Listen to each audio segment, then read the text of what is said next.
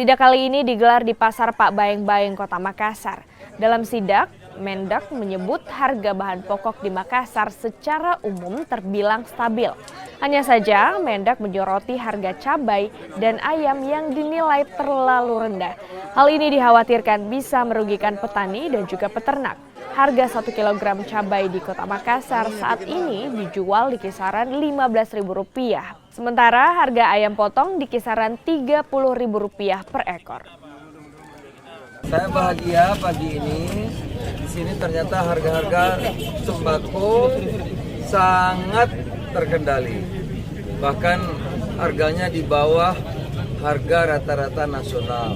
Ya, itu beras tadi Bulog 9.000, di Jawa 9.450, ya, di sini 9.000. Ada beras premium tadi 10.000, ada yang 12.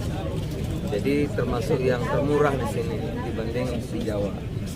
Dan yang buat saya surprise, cabai tadi 15.000. Tapi kalau 15.000 itu kasihan petaninya.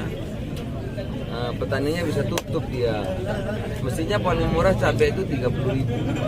Jadi petaninya bisa nanam lagi ya. Di sini 15.000 tetap kemurahan. Nah, bawang karena diambil dari 5, di sini 35. Di Jawa 30 karena dari Brebes 35. Tapi masih jauh lebih